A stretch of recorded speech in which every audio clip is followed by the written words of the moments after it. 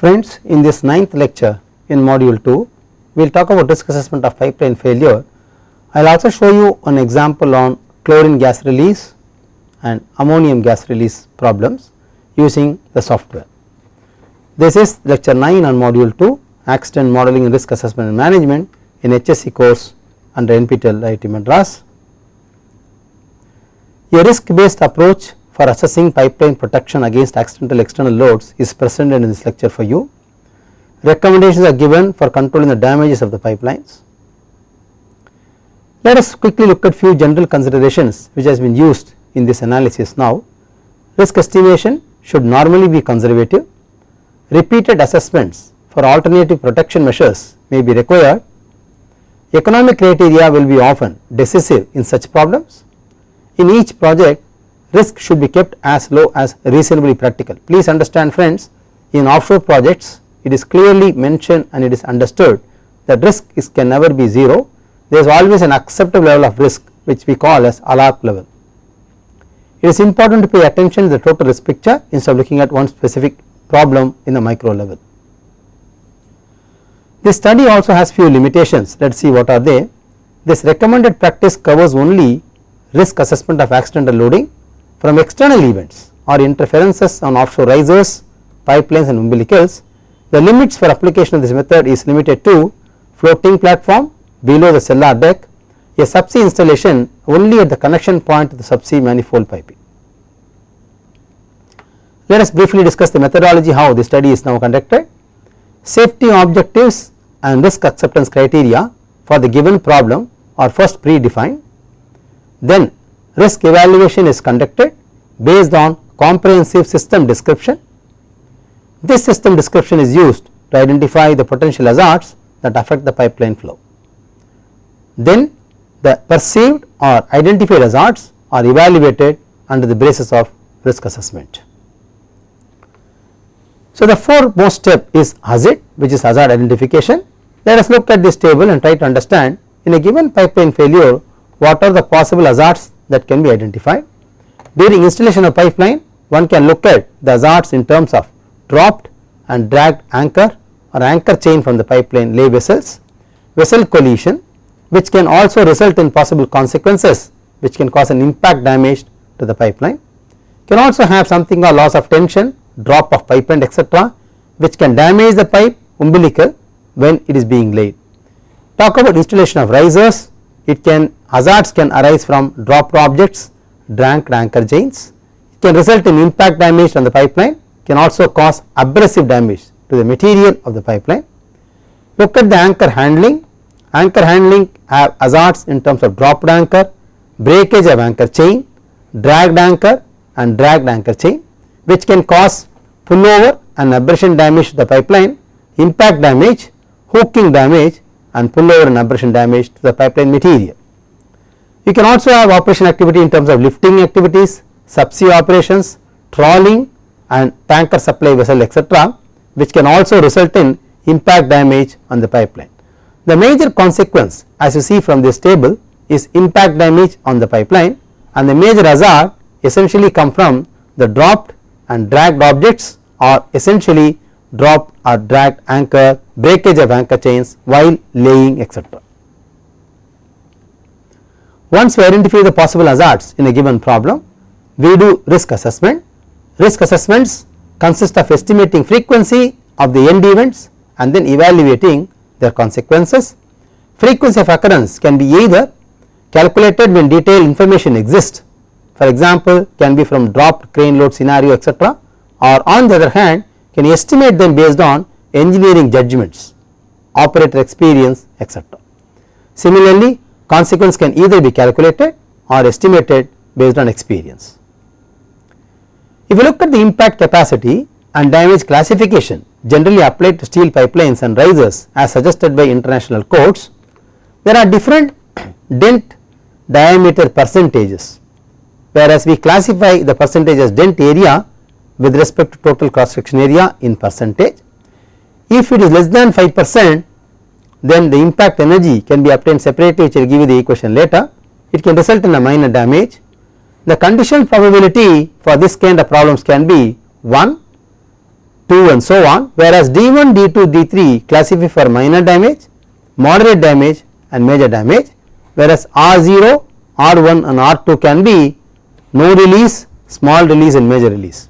On the other hand, if the dent versus diameter ratio is less than 5%, it can cause a minor damage to the pipeline, which can result a minor damage, whereas there is no possible major or moderate damage to the pipeline.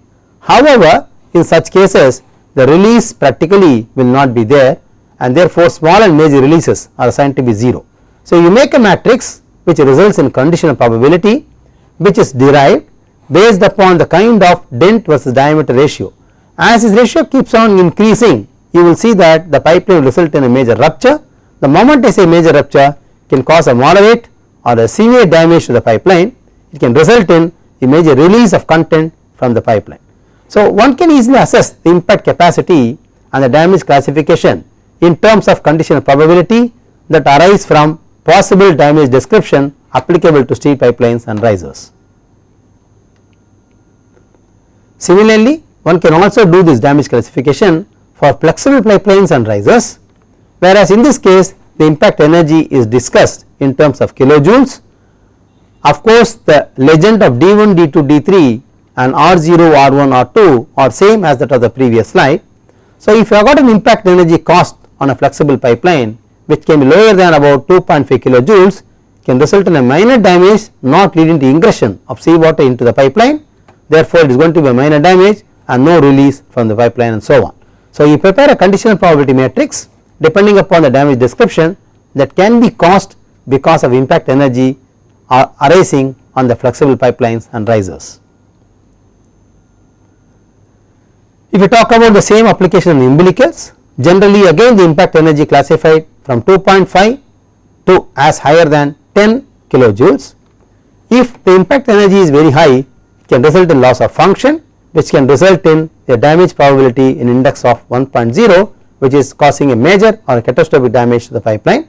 However, in case of umbilicals, the releases from the umbilical does not arise because umbilicals may also carry cables. After assessing the hazard identification and after preparing the condition probability matrix, one is interested to know what would be the failure frequency. As I told you in the previous slide, failure frequency can be either based upon experience or based upon perceiving the data available in the similar case studies. This can be assessed deterministically by considering the frequency of exposure, drop frequency of the objects, probability of impact, which we said as D0, D1 and D2 are of course based on operator's experience. For a different types of lift, frequency of dropped objects into the sea are given in the literature, which is reproduced back for our reference. If it is an ordinary lift to or from the supply vessel where the lift is less than 20 ton capacity, the frequency of dropped object into the sea per lift is about 1.2 10 power minus 5. If the handling of BOP load is more than 100 tons, then the frequency of dropped objects is 1.5 10 power minus 3, which is higher compared to this. Similarly, if you look at the annual failure frequency ranking from the pipeline umbilical, we categorize them as low, medium and high by giving a simple number where low stands for 1 and high stands for 5. The description for a low frequency ranking says that it is so low that the frequency event considered to be negligible, whereas if the event becomes very high, then even individually may be expected to occur more than once during the lifetime. In that case, the annual frequency is very high, which is higher than 10 power minus 2, whereas in the case of low, the frequency occurrence is less than 10 power minus 5. So, these are the guidelines available for preparing the annual failure frequency for pipeline and umbilical as discussed by the international codes. We can also now compare the failure frequency versus the damage caused to the pipeline or the cables or the umbilicals. Again we get back to the dent versus diameter ratio. If it is less than 5% and the impact energy on the steel pipeline or the coated pipeline in terms of kilojoules is expressed here, the damage description is classified based upon the minor damage to that of a catastrophic rupture if the dent diameter is more than 20% of the diameter. So, the frequency of the occurrences in terms of D1, D2 and D3 where they say minor, noticeable and catastrophic rupture or damage will be given in terms of a failure frequency as you see from this table.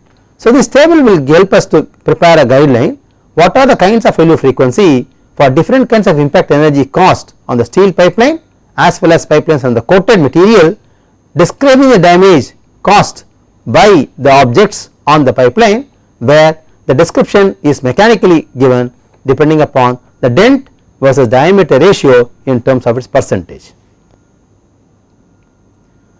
Similarly, one can also identify the potential consequences for the pipeline umbilical damages. For example, if the pipeline carrying contents like gas, condensate, oil, water and cables, then related to human safety, environmental impact and material damage, we can always see which is relevant in the analysis, which is not applicable in the analysis in a tabular form. If you look at the safety consequences ranking as described in terms of risk assessment, it also can be categorized as level low to 1 to level high as 5. The description for low level is saying that no person will be injured, whereas in the case of high, more than one fatality is possible, which can result in what we call as gas cloud ignition. So, one can also do the safety consequence ranking depending upon the damage estimated on the pipeline caused by the dropping objects. We can also understand the release of the contents in the pipeline which is damaged to that of the environment. Again, we can categorize them as a simple index number varying from 1 to 5, where the description is available here, whereas the amount of release is as high as 100,000 tons if the damage or the release cost is lying in the category of 5, which is very high. Similarly, one can also understand the economical consequences of such pipeline failure in a scale of 5, where the production delay or downtime can vary anywhere from 0 days to 1 to 3 years depending upon the catastrophic damage caused on the by the pipeline because of the dropped objects or dent versus diameter ratio as high as more than 20%. This specific table and the indications have a classical reference which is taken from DNV RP F107 Ordinances October 2010, which discusses risk assessment of pipeline protection as a recommended practice. So, using this one can identify the hazards present in a given scenario, one can also identify the failure frequencies, and it is easy for us to know the type of damage estimates not only on the pipeline as well as on the environmental impact caused by the release of the contents present in the pipeline. Subsequently, the second part of the lecture we will talk about consequence and risk analysis of ammonia release. As I told you, we can use a simple software to geographically locate the plant and content the ammonia release in the plant and try to find out the individual and societal risk caused by this kind of a gas release. Let us understand that an ammonia plant located at a specific location, ammonia plant uses more inorganic chemicals. It is used for production of plastics, fibers, explosives, nitric acid and intermediates for dyes and pharmaceuticals. Liquid anhydrous ammonia is very toxic to humans. Inhalation will cause lung irritation, fatality at higher concentration, burning skin sensations and eye burning sensations are results of ammonia release in the environment. If the concentration exceeds 100 parts per million, it results lot of uncomfortability for the societal public. If it is varying anywhere from 300 to 500 ppm, then there is an alarm signal generated which indicates that person should leave the area because it can cause fatal to the life and health. Let us look at the case study now. I have an ammonia plant located at a specific geographic location. We have masked the location because of strategic reasons. This is an ammonia plant located.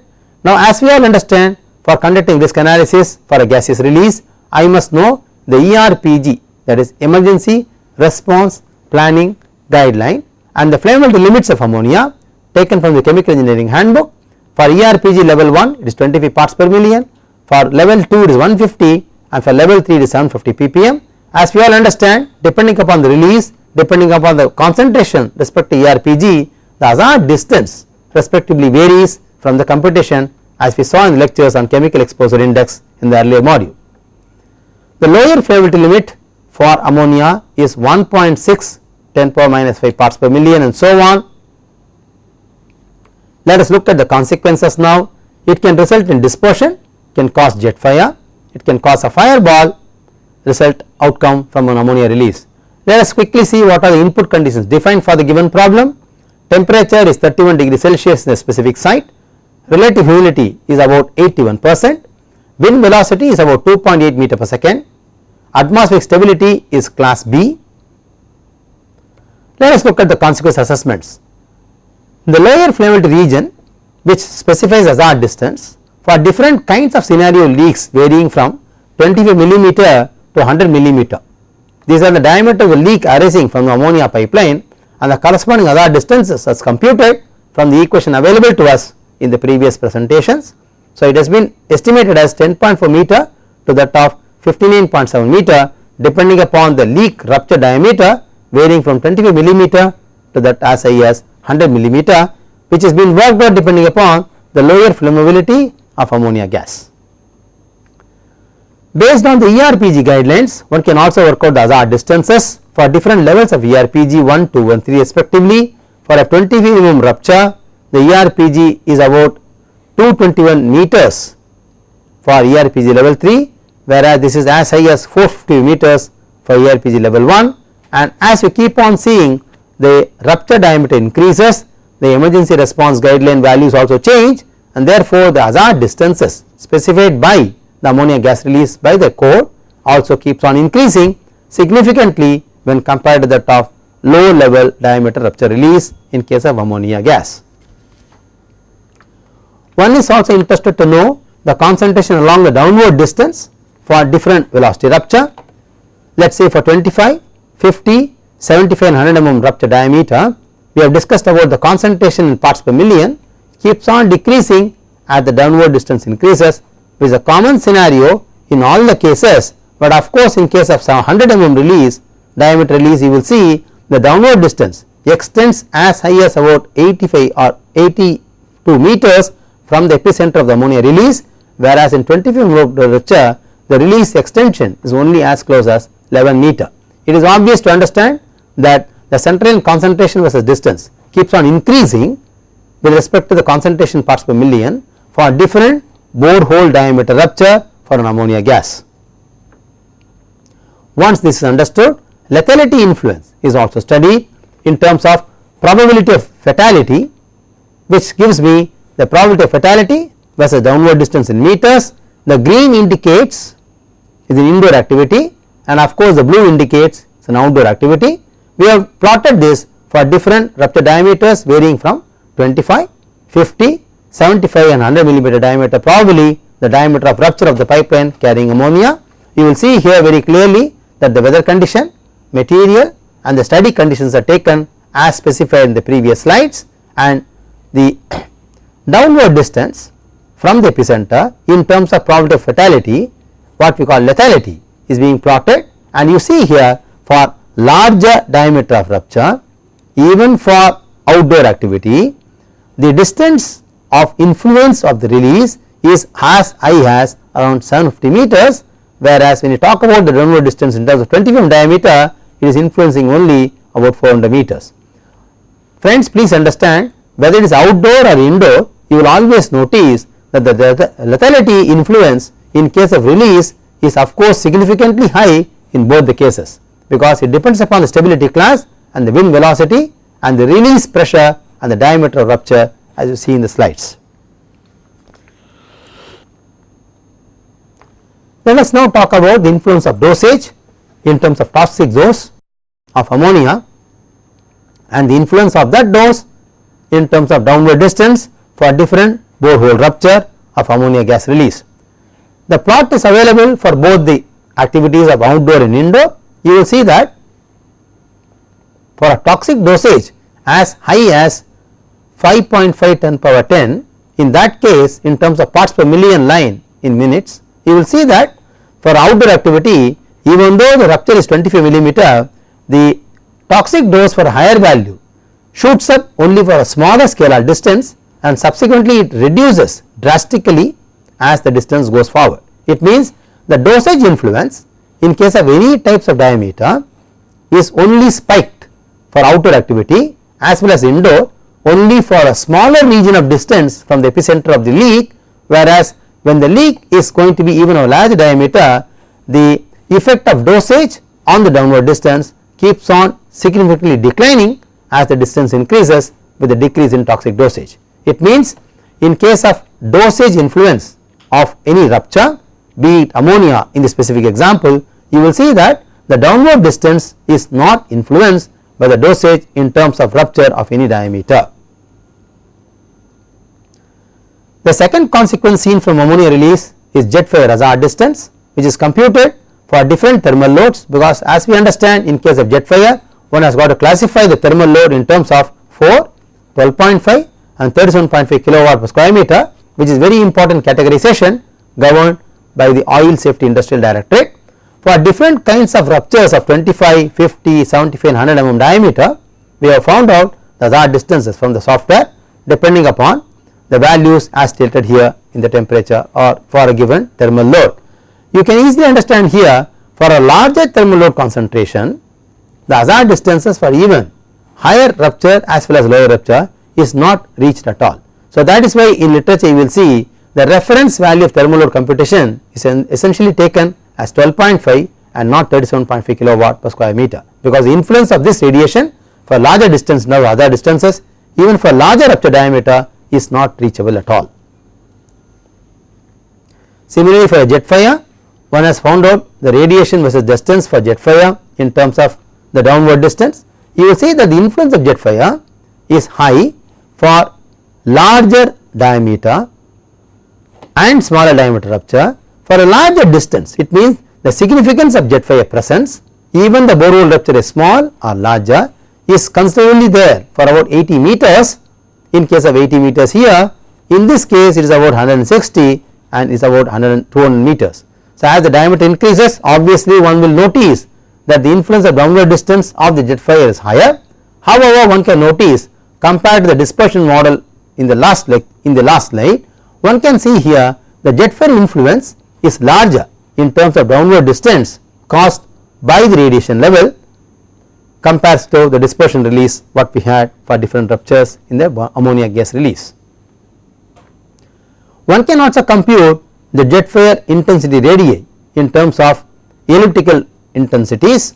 The red one indicates the thermal load of 12.5 kilowatt per square meter, whereas the yellow one indicates the thermal intensity of 4 kilowatt per square meter from the epicenter of the problem for a given wind velocity and for different ruptures varying from 25 to 100 millimeters. You will see that as the diameter of the rupture increases, the influence of the intensity radii of jet fire is very wide in terms of release distance compared to that of release direction compared to that of 20 mm diameter rupture. The third consequence can be a fireball which can arise from ammonia release. Again the hazard distances for different thermal intensities for 4, 12.5 and 37.5 are computed. As it can be seen from this table very clearly that higher thermal load intensity is not significantly influencing the hazard distances because they are not reachable at all. Based on the hazard identification done, risk assessment is computed for both individual and societal risk. To estimate the societal risk, one has to have the population data. Ammonia plant the population is estimated as 50, whereas the nearby plants the population estimate is 25. Then FN curves are plotted for different leaks 25 mm, 50, 75 and 100 mm, and for a given societal risk the contours are being plotted as you see here, whereas the green one shows a risk level of 1 10 power minus 7 per average year, the red one shows 1 10 power minus 8 per average year, and the brown one shows 1 10 power minus 9 per average year as a risk level. Individual risk and societal risk for a 25 mm leak is being computed based upon the FN curve as you see here as the values of 1.31 10 power minus 6 and 1.32 10 power minus 6. One can understand very clearly here that as far as societal risk and individual risk is concerned, for 25 mm leak in case of ammonia release, the individual risk and societal risk in terms of estimates are almost similar for a given problem. Same has been worked out for 50 mm leak. You will see again the individual and societal risk does not differ much. However, the contour from the epicenter is enlarged. You can see here the brown one compared to the previous one. If you look at the previous one, the intensity radiation in terms of individual risk is much lower from the epicenter, whereas in this case it is much higher. As the leak diameter keeps on increasing, you will notice that the combination is also going to be changing. The blue line indicates the combination of the present mixture, whereas the green one indicates the maximum risk criteria and the minimum risk criteria is given by the yellow one, and you will see that 50 mm leak, it is lower than the minimum acceptable level of risk for oil and gas industries. Similarly, for 70 mm leak release, you will see the maximum and minimum are given as green and yellow, whereas the risk present in this specific case is blue, which must be lower than the yellow one, which is acceptable risk level. However, for 100 mm leak, you will see that for a present scenario, the combined risk of the ammonia release is as close to the lower level, it means it is in the border case. You will see compared to the previous case is much below the acceptable level, whereas in this case it is touching the acceptable level for a number of fatalities. So, as the diameter of the leak rupture releases increases, you will see that the societal risk keeps on becoming more alarming. Now, the risk values are compared individual and societal for different leak diameters as you see in this table. The next example now will be on chlorine release. Chlorine of course has a critical temperature of 144 degrees Celsius, critical pressure is 77.1 bar, normal boiling point is minus 34.03 degrees Celsius, melting point is minus 101 degrees Celsius, molecular weight is 70.91, ERPG 1, 2 and 3 values are respectively 1, 3 and 20 parts per million. Friends, please recollect, time weighted average of the lethal concentration of chlorine is about 0.5 parts per million and IDLH value for chlorine is about 10 parts per million. Chlorine gas is dangerous to inhale even with 1 parts per million concentration. 30 ppm can result in coughing and 1000 ppm will directly result in fatality immediately. A case study is again picked up, the location is masked again because of strategic reasons. Now, for chlorine release, the leak scenarios are varying from 6 to 50 millimeter, as 6, 13 and 25 and 50 mm leak scenarios. The probability of failure per average year is again worked out based upon the software calculations given as an input, and the mass considered in almost same in all the leak scenarios, so about 550 kg. Let us see what are the weather conditions used in this particular study. Temperature is about 34 degrees Celsius, night temperature about 26 degrees Celsius, humidity 74%, wind velocity 3.5 meter per second. We have done consequence assessments for this particular problem. The consequence arising from chlorine release can be toxic. The hazard distances for different ERPG levels are worked out based upon the type of release varying from the rupture to 6 mm to 50 mm leak. We have discussed that the ERPG 1 is more than about 50 kilometers, whereas for 20 mm leak is about 1044.04 meters. It varies depending upon the ERPG levels. As we keep on increasing the ERPG level, you will see the hazard distance comes closer to 237 meters for 6 mm leak, whereas 583 meters for about 50 mm leak. Let us now look at the concentration of release along the distance. You will see that the chlorine release, unlike ammonia, has got a spike at the initial concentration, and subsequently the concentration of the release declines drastically with the downward distance, which is true in all the cases of release 6 mm, 13, 25 and 50 mm respectively. We also worked out the cloud footprint based upon the concentration in terms of 1 to 30 parts per million for different leak scenarios, computing the affected area in terms of square meter, which is epicentered from the point of release in the given plant. They are also plotted what we call as a cloud footprint depending upon the point of observation for a different scenario, as you see here. We have also worked out pool vaporization rate depending upon the diameter of leak for given cloud segment duration. The pool vaporization rate is given as kg per second as seen in the presentation for different leak scenarios. Based on this, we computed and plotted the pool vaporization for different leak scenarios. The total duration is being computed from the software, which is varying from 672 seconds to the as low as 9.87 seconds. You will see unfortunately that for a larger diameter leak release, the vaporization is spiked and significantly decreases with respect to time. However, for smaller leak release, the vaporization spikes and sustains for some time, which is about 672 seconds, and the pool diameter radius is about 1.32 meters, whereas in case of larger release, this pool radius increases to 3.5 meters. So, the influence of the leak in terms of vaporization is spiked up and then declines with respect to time. However, the pool radius increases with respect to the diameter of the leak rupture in terms of chlorine release gas. Lethality is also studied depending upon the diameter of leak. For a given toxic dose, the probability of fatality is taken as 1 in this case, and estimated distances are shown in the table now for a given toxic dose. They have been also plotted for different types of release. As you see here, the plots are available for both outdoor and indoor. Unlike ammonia gas, you will see that as the diameter of the rupture increases, the outdoor activity having larger influence on the distance downward compared to that of the indoor activity. Toxic dose release also done same way. You will see that toxic doses keeps on influencing up to 50 meter or approximately 50 to 60 meter, which is case is common in all the 4. Therefore, the diameter of rupture does not influence the toxic dose concentration in terms of distances. However, the toxic dose concentration value in terms of the exposure is higher for different types of leak scenarios, as seen in the plots here. Based on this, risk assessment is computed for both societal and individual risks.